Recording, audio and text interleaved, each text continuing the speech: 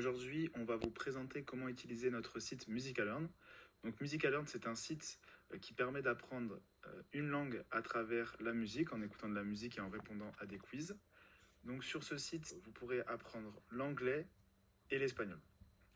Donc je vais d'abord vous présenter comment est-ce qu'un utilisateur peut utiliser le site et ensuite comment un administrateur peut modifier le site avec quelques fonctionnalités qui lui est destinées. Ok, donc en tant qu'utilisateur, vous avez accès à ces 3 pages avant de vous inscrire et de vous connecter sur le site. Donc ici, c'est une page d'accueil qui va afficher dans un premier temps les meilleurs utilisateurs, les 5 meilleurs utilisateurs anglais et espagnols confondus. Parce que oui, en tant qu'utilisateur, vous allez répondre à des quiz pour vous améliorer sur la langue que vous avez choisie et gagner des points et donc augmenter votre score. Juste ici, ce sera la vidéo présentatrice qui explique comment utiliser notre site. Et en dessous, vous avez toutes les musiques qui sont disponibles sur notre site. Donc vous avez des musiques espagnoles et des musiques anglaises juste en dessous. Et à la fin, vous avez un petit résumé des fonctionnalités que présente notre site, ainsi que notre magnifique bannière. Donc ça, c'était pour la page d'accueil. Maintenant, on a la page Webmaster qui regroupe en fait les 4 personnes qui ont participé à ce site. Donc moi-même, Maïsoun et Nithya et Sofiane. Et vous avez directement accès à leur CV en cliquant sur leur nom pour apprendre un peu à les connaître, pour savoir en fait qui sont les gens derrière ce site, qui sont les gens qui ont passé des heures sur PHPMyAdmin, sur HTML, à comprendre le JavaScript. Ce sont ces 4 petites personnes. Et vous avez aussi leur lien LinkedIn en dessous de leur petit texte qui résume leur vie. Donc ça, c'est pour la page Webmaster. Et maintenant, on passe à la connexion et l'inscription. Donc pour la page connexion et inscription, vous avez 2 formulaires ici, un pour s'inscrire et un pour se connecter. Donc on va s'inscrire ensemble. On va vous appeler user 1.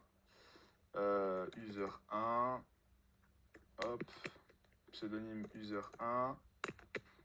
Donc voilà, une fois que vous avez rempli toutes les informations correspondantes, on a bien un nouveau membre inséré dans la base de données. Et on va pouvoir maintenant se connecter en utilisant les informations qu'on a enregistrées juste avant. Donc une fois les informations rentrées, on n'a plus qu'à appeler sur connexion. Bien évidemment, si vous avez oublié votre mot de passe, vous avez accès ici à un formulaire pour pouvoir changer de mot de passe à l'aide de votre adresse mail. Donc l'authentification, elle est réussie. On a choisi la langue espagnole et on va faire ce tuto pour la langue espagnole parce que c'est vraiment la même chose pour les 2 langues. Donc on n'a pas besoin de faire 2 fois le même tuto.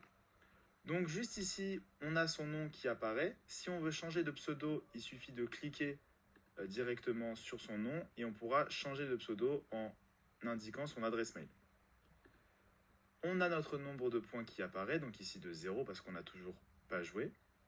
Et on atterrit sur la page d'accueil. Donc ici, c'est la même page d'accueil qu'au début, mais cette fois-ci, il n'y a que les musiques espagnoles qui apparaissent. Donc on va passer aux différents onglets qui se trouvent juste ici. Donc ici, on a l'onglet niveau et on va pouvoir venir choisir le niveau de la langue qu'on essaye d'atteindre et qu'on pense avoir. Donc par exemple, on va choisir le niveau le plus simple, A1, A2. Donc ça va nous emmener directement sur une page où on va avoir accès à des musiques et directement en dessous, nous aurons des questions qui sont en rapport avec la musique. Donc le but du jeu, c'est quoi? On écoute la musique. Et une fois qu'on a écouté la musique, on peut commencer à répondre aux questions. Donc par exemple, quel est le sens du mot Despacito en espagnol? Donc c'est doucement. Et ensuite, on soumet. Donc on a eu toutes les bonnes réponses. Donc on a eu 5 points et notre score vient s'incrémenter de 5 points. Vous voyez? Une fois qu'on pense que le niveau A1 c'est OK, on passe au niveau B1, B2 et ainsi de suite. Pour l'onglet jeu, on a un mini-jeu en fait qui consiste à écouter l'extrait d'une musique, donc juste une phrase. Et le but du jeu, c'est essayer de remettre dans le bon ordre ce qu'on a entendu et traduit directement en français. Donc si le jeu est un peu dur pour vous, vous avez le bouton montrer la phrase que vous venez d'écouter. Et en fait, ça va vous écrire ce que vous avez entendu en espagnol. Comme ça, ce sera déjà un peu plus simple pour essayer de traduire. Ensuite, on a un onglet recettes parce qu'on trouvait ça important que l'utilisateur puisse s'imprégner de la culture de la langue qu'il a choisie. Donc on a un petit onglet recettes et on a différentes recettes qui apparaissent. Donc ici on a la recette de paella, la recette de la tortilla. Et l'utilisateur a la possibilité de liker une recette si elle lui a plu. La page mes favoris. Donc mes favoris ici ça va être toutes les musiques que vous avez likées. Donc, comment liker une musique? On va sur accueil. Donc ici je ne sais pas si vous avez vu mais en fait il y a des boutons like. Et si vous likez une de ces musiques, elle va directement venir se mettre dans la playlist de vos musiques favorites.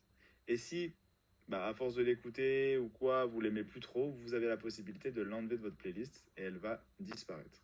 Donc maintenant, on va se connecter avec un compte administrateur pour voir quelles sont les fonctionnalités associées à un tel compte.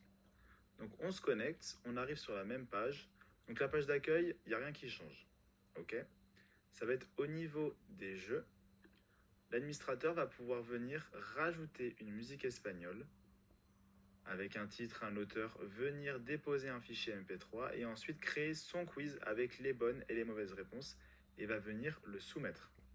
En ce qui concerne les mini-jeux, il a la possibilité de rajouter un mini-jeu de la même manière avec un formulaire, mettre un fichier MP3 et tout ça. Et également de supprimer un jeu en appuyant sur la poubelle. En termes de recettes, il a la possibilité de rajouter une recette. Il a la possibilité de supprimer une recette. Et il a la possibilité de modifier une recette. Il a juste à indiquer le titre. Maintenant, il peut réécrire la recette.